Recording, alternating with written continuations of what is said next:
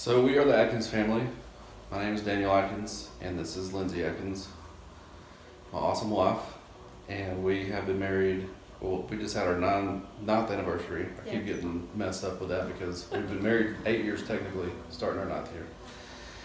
We met at Kennesaw State University at the Wesley Foundation, and the first time I saw Lindsay, the heavens opened up, lights shone down, angels started singing, and I knew that I had to have her.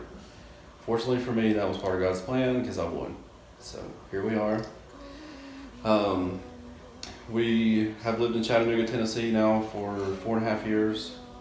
We moved from Georgia. And Lindsay works with SunTrust, and I have a lawn business and hang out with Kendrick, I guess, whenever I'm not in season, which is now. You get your master's? Get my master's in professional counseling, which is exciting but hard, and I wish it would happen now. So I guess that's the nutshell backstory. Our adoption journey, really our journey started several years ago. I guess, when did it happen first? Well, I think it starts back in 2014. Sounds about right. And I wouldn't say the adoption process started in 2014, but our journey to adoption started in 2014 when we first found out we were pregnant. For the first time, it was actually a very scary, emotional news for the both of us, because I really thought, oh my gosh, I'm so inadequate to be a mom right now. But long story short, we ended up losing that pregnancy along with 9 other pregnancies. So we've had 10 miscarriages with really no detail as to why my body rejects the babies. So it's been pretty challenging for us, and that's been a journey we've walked through for now 4 years. And so that's really where it started as far as us desiring to have a child. So we considered maybe surrogacy is what we were looking into, or potentially adoption, but we had absolutely no idea how or where or what to even do for that process, and how that even would start. So that's kind of where we land for 2018. And I'll probably let Daniel share a lot, but it really started, this specific blessing started, I was on my way home. I guess that was in April. In April, my mom called me. It might have been March. March or April. My mom called me and was like, honey, I found you a baby. And I literally thought she was absolutely crazy. I had no idea what she was talking about, because unbeknownst to us, she had been on this mystery find of trying to get us a child. Did not tell us that she was doing this, so pretty neat, but it was a huge shock. So she kind of shared a little bit of detail as far as what was going on. She had a friend who's a midwife, and she does scans anyways as a profession, so she's involved with babies all the time. So that's kind of where Daniel comes in. I got home and shared the news with him, and he had found out some unfortunate news at the very same time that was pretty emotional for him. So the dialogue that we had was pretty unique in the fact that he was just like, no, we can't do that. I mean, of course, to us, we just thought, how in the world would this even happen? His business was picking up because it was peak season. I had literally just gotten a promotion with my work and was starting a new job. And so, you think all the worldly reasons as to why this is not going to work. And we had zero money as far as, saved for this specific opportunity. So we took a few days to think on it and pray, which is kind of funny. Why would you pray about if that was the right thing? When the Lord calls us to take care of those who need, the fatherless. Yeah, and He fathers the fatherless, and so that's what we need to do as His hands and feet here on earth. And so we called the lawyer and let him know that we would be willing to move forward. So the biological mom wanted to meet with us, right? And so we agreed, and literally a day or two later, we met with her, because little did we realize that she was due in like 7 weeks when we found out about the child. And so we met with her for several hours. Her and her actual dad sat down at a dinner, and it just was love at first sight, really. It's like we'd known each other forever. Mm-hmm. And we hung out for hours. we did, talked, and just connected, and it was just like she fell in love, we fell in love, and that's where it really just started. And we all agreed that this was a perfect fit. So we jumped on the phones for home studies and started planning. So take it from there. Yeah, and really, so part of it started even before then. So, you know, when you have that much loss, and if you have, you know, major loss of any kind, even not major loss, just loss, because loss affects people differently. We react to it differently, and we went through seasons where it was really hard for both of us. There was a 12 to 18 month period that I didn't even want to be at church. I didn't want to see people. I didn't want to have to be. I have a hard time being fake. So if you ask me how I'm doing, if I'm not doing good, I'm going to tell you. So I'd rather just not have to see you, so I don't have to tell you that. I got tired of telling the same story that we'd lost another one, and so God just, what He did prior to that was He healed us. Like, you know, we want to run from Him because we're hurt, but then the only person that can heal the hurt is Him. So then you got to run back to Him. And so months prior to that, He really He did a work in us, and He really did a work in me, and got us to a place to where we were persevering. And then once we found out about Kendrick, what I realized was, you know, in James 1 it talks about, it says, "Consider it pure joy, my brothers and sisters, whenever you face trials of many kinds, because you know that the testing of your faith produces perseverance. Let perseverance finish its work, so that you may be mature and complete, not lacking anything." And all of a sudden Kendrick came into our lives, and it was like, whoa. It's complete. Like, this was all a trial. And when we overcame and we were experiencing healing, that was the perseverance. Like, we were persevering. We weren't enduring, we were persevering. And now he's showing us to take in this child. And so I don't know what it's going to look like, but we're going to lack nothing when it's over. And so, you know, we met with her, like Lindsay said, and it was, gosh, I mean, there's just not enough things that I could say about this person, about this woman. The most courageous, amazing woman that we met. I mean, we could shoot a whole nother video and just tell you all the incredible things that she says, and the way that she feels in her heart for him, and her heart for parents, and just, oh my gosh, it's amazing. Yeah. And so we met with her, and she wanted to choose the people who would adopt her son, because she didn't just want anybody to have him. And so we left that meeting. It was 7 weeks was the time between that meeting and he was born. But what happened was, so that was a Sunday. We met with her on a Sunday. We made it public on Monday, and we were told by the lawyer that we would need between $8,000 and $10,000 to adopt him. So from Monday to Wednesday, not only were 5 baby showers planned, but we were given $8,000 in 3 days. And so then it was then we started to transform our home.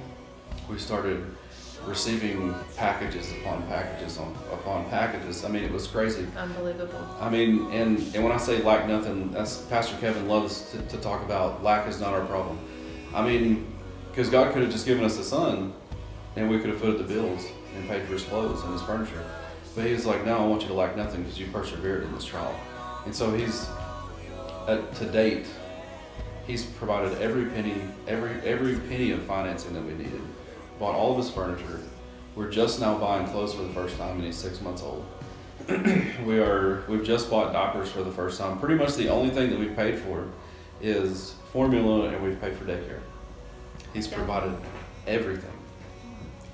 And then we had the opportunity to be a part of the birth. We got to be in the room and see that, which was just the most incredible experience, to see our son come into this world. And it just, it doesn't end. I mean, he's blessed us,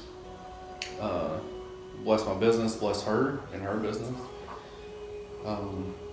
I think the biggest takeaway for myself and probably for Daniel as well is just, you know, what I've learned most is the Lord just wants us to say yes, you know, and I think sometimes He even has to push us, and this was kind of a nudge for us because He knew our desire, and so it was almost as though He's like, okay, I'm going to have to literally throw this child in their lap so that they will take the step, because I think out of fear and really ignorance of not having any idea of what that process was like, we did not take any steps towards adoption until, you know, Kendrick came into our lives. And so in that moment,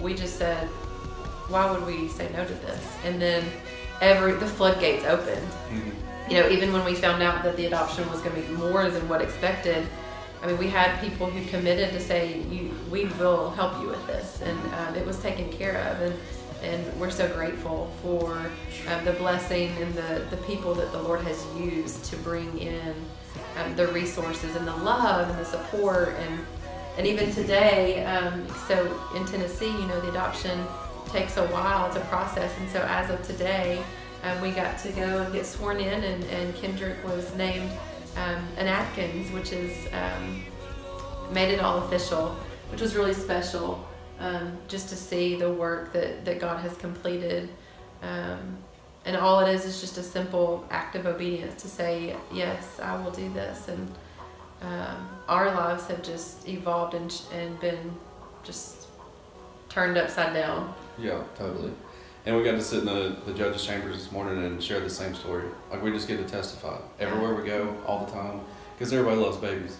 That's right. And so as soon as they see the baby and they talk about it, then we just say, well, guess what? To share. Guess what happened? Here's the story. So I don't think Kendrick realizes the magnitude of his life and the testimony and the impact he's going to make in this world, and that he's already made, and he's only 6 months old. You know, and one day we get to tell him that out of all the children in the world, God chose you for us. Yes. And I would say to anyone who's considering adopting, because I was praying through it, I was having a hard time with it. I mean, it's a huge commitment. I mean, it's huge. And so what he did in 48 hours was he put me in front of like 10 people who had adopted or been adopted. I forgot about that. And one was on a phone call. I called my school because I needed to get in some classes, and I actually had to drop a class because we were about to make this decision and all this stuff was happening. And I told him, I was like, this is what's going on. You know, I'm not going to be able to make it to my class this week. And he was like, well, I'm a huge fan of adoption because I was adopted. Yeah. And he said, and I just want to tell you this. How amazing must you and your wife be for God to choose you to give you the gift of life? Like, there's no greater gift on earth that God could give you, because He died, Jesus died for our life. Like, His blood was shed for our life.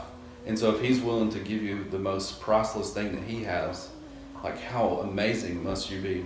And it was like, that was it for me. You know, that was all I needed to hear. Was like, wow, He wants to give me life. For some reason, He feels like we are worthy to care for this life. We didn't make the life. He found it and He gave it to us. You know, and that's just, it's so incredible. And it's adoption. We're going to talk to him about the fact that he was adopted. But we're all adopted. You know, and just right. just like, actually not like Kendrick, because we actually had to contemplate, should we adopt? As soon as you call on the name of the Lord, like, boom, you're adopted. Right. You assume His name instantaneously. You don't have to wait 6 months. I mean, it's so incredible. We would never change it. And could just about guarantee you, you know, as we were leaving today, the judge says, I'm sure I'll see y'all again. Yeah. And she probably will. Yeah. I mean, it's amazing. Yeah.